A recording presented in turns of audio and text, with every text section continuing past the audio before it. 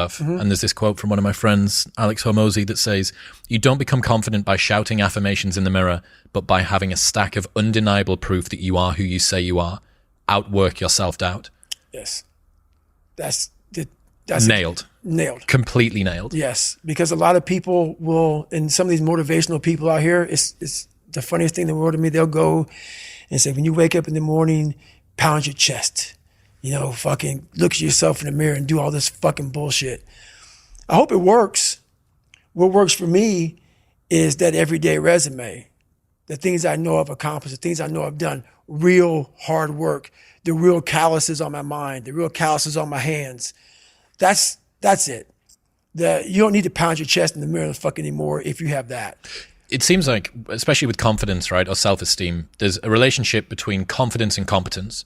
So what you're looking to do is try and have what you believe that you can do be ahead of what you can do. Right. Now, you're not looking for it to be delusional. You don't want it to be able to believe that you can do something like fly, right? But you need to have a relationship between the two. But what people are asking for is for their confidence to be so far ahead of their competence that, or without having even been competent at anything in the beginning. And that's just delusion. That's fantasy. Right. Well, I believe that you have to build belief. Belief is like, there's an after school special belief where the mom says, believe in yourself. And that's all great. But there's also a built belief. And the built belief is one where you are constantly, like for me, I came from a bad place. How I build belief is through the daunting tasks I put myself through. So that's proof positive that I can. So it correlates. And that's how this piece of shit kid I once thought I was built belief by saying, I was in 3 Hell Weeks. I went to Ranger School. I tried out for Delta Selection. Undeniable stack of proof. That is proof, motherfucker. So whenever you think you can't, the confidence comes from the thing that you built. You must build belief. You must build confidence. It can't be like, hey, I'm going to go knock that shit out. You got to look over here and say, I can knock that shit out. It's belief, and it's built on what you put in to yourself.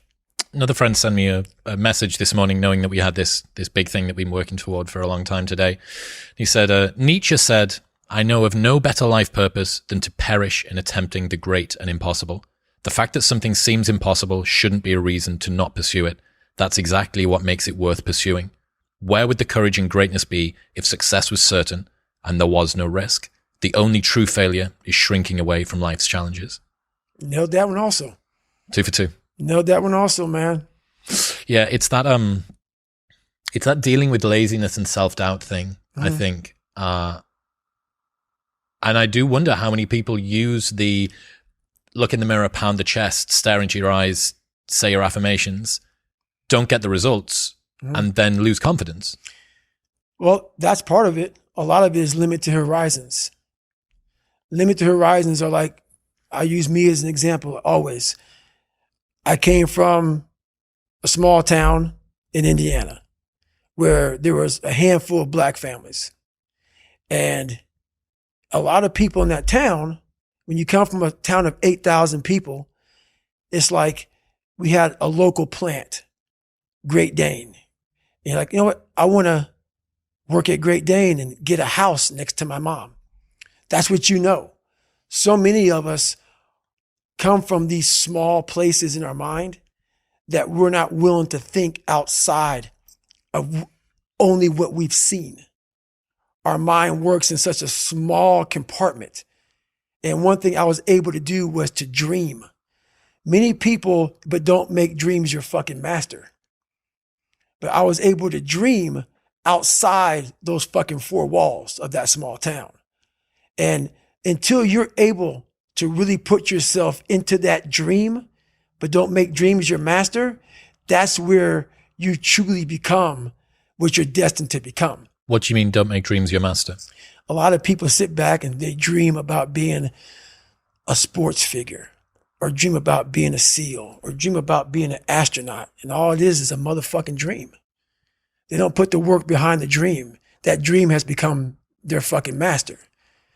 When you become the master of your fucking dream, is when you say, I want to go be a Navy SEAL, and you say, okay, I'm going to lose 106 pounds in less than 3 fucking months. The dream was the one thing I thought about, and the dream was now gone.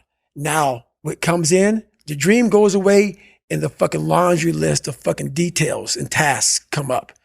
Gotta do this, gotta do this, gotta do this, gotta do this. That's when you become the master of your dream. So a lot of people out there dreaming. Ryan Holiday says, talking about the thing and doing the thing vie for the same resources. Allocate yours appropriately. That's it. That's it. That's the way it works as well. That's the way that the brain works. You can actually get these kicks of dopamine by telling your friends about, I'm going to be a Navy SEAL. I'm going to start my training next week. It's going to be great. I'm going to feel like this. It feels good. It feels good to talk about that shit, man. It actually makes you feel good, makes you feel proud, all that shit. But guess what happens? That alarm clock goes off at 4 a.m. to train.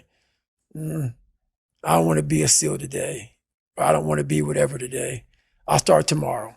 And that's the usual pattern of people's lives. That's why I talk about clearing out the mind. Until you really want to do something, you're always going to be a talker. You always going to run your fucking mouth.